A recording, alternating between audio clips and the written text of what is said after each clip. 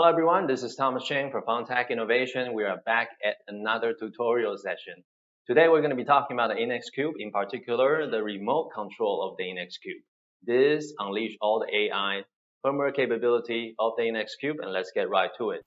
Okay, now let's use the reactive suite to show you how to interact with your Innex Cube using the remote control. So there are two camera streams right now. The one on the right is actually the Innex Cube looking right at me, and the one on the left is a document camera looking at my remote. A remote is everything you need to control the Innex Cube. There is no software app that you need to download to your PC or your phone. Let's talk about the remote real quick. These are the available buttons for you to use, and this on the top is the camera off and microphone mute, and they are very intuitive. You press that, the camera is off, the icon appears, and you press that, the microphone is off, the icon appears. I'm not using the Cube's microphone for this recording, which is why you can still hear me.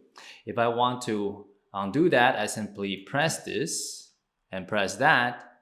You'll go back to its original status. And that's the AI icon and that's the manual icon. So these two are quite important because it allows you to go between the AI mode and the manual modes. So if I want to cycle through all the available AI modes, I simply press the AI. So right now, I'm in the AI gallery mode. If I press this again, I go into AI auto framing. I press that again, I go into the AI stage. So I'm able to cycle through by pressing the AI icon, AI button. If I want to go into the manual mode, I simply just press this. I go into the manual conversation, which splits the table in half, one team on each side. I can also cycle through different view angle. This is 360 to see the entire room, 270 degree, 180 degree, 120, 90 degree. And notice that there's a zoom in effect. And I can actually use this as a personal camera if I'm the only person in the room. And when you are in the manual mode, you can actually use the arrow keys to change the viewing position. So I can pan, this is panning. I can also tilt. So you can customize the view angle, the viewing positions while you're in the manual mode. And notice that if I'm in the AI, which I'm now in the AI gallery, I just press that, the arrow key doesn't work anymore because in the AI mode, the AI actually dictate the result instead of you using the arrow key. And this is the setting icon. So let's go into the setting here. So while you're in the setting icon, I want to talk about this middle button real quickly. A lot of times video conferences automatically mirror your camera image. And when that happens, you actually see the wording in reverse. So it's impossible to read. So this icon is actually mirroring the text. If you see that the wording looks funky, then all you need to do is mirror the text, okay? So that's the mirror button. It only mirrors the text, not the actual video image. Going back to the AI setting, you can actually control and tell the AI whether you want it to constantly track or you want it to track on demand. Constantly track, the AI will track people every 4 to 5 seconds. So if they change their seats, the AI is going to readjust the frame accordingly. But sometimes if people are actually moving around too much or people are walking in and out of the meeting room, then you may want to select track on demand. Once you select track on demand, you'll notice that an icon will appear on the top right there. This allows you to know the status that you're in. And while you're on track on demand, you can always press the OK button to manually trigger and tell the AI to retrack, reposition per the current positioning of the people. Next, the ignore zone setting.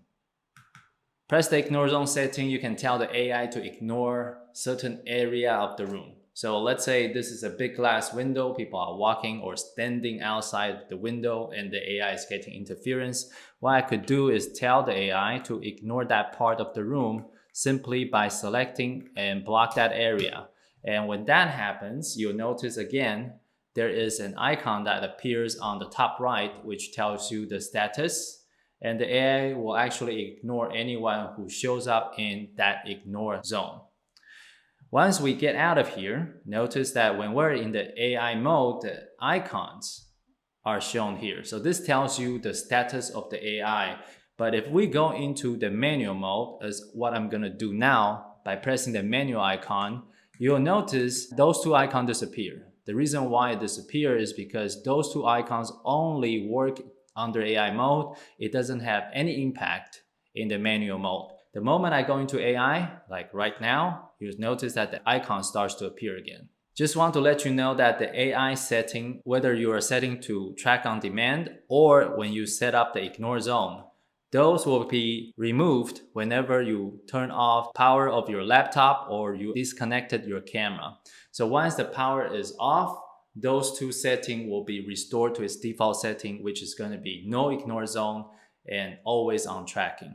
And the reason why we do that is we don't want the people who come in the next day to be interfered by the person who used the last in the day before. Come to language to choose the language that suits you, or go to about to read informations of your device, whether it's serial number, firmware versions, and you can restore to factory default. So now we have 3 people in the room. I'm in the 360-degree shot to show you that there are actually 3 people. Let's see what will happen to our AI.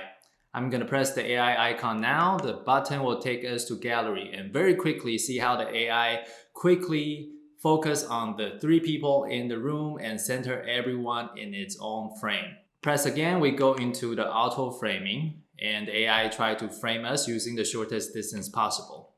Press again to go into stage and notice I'm the only person in the top, which is the stage area, and then my colleagues are in the 180-degree box below, which is the audience area.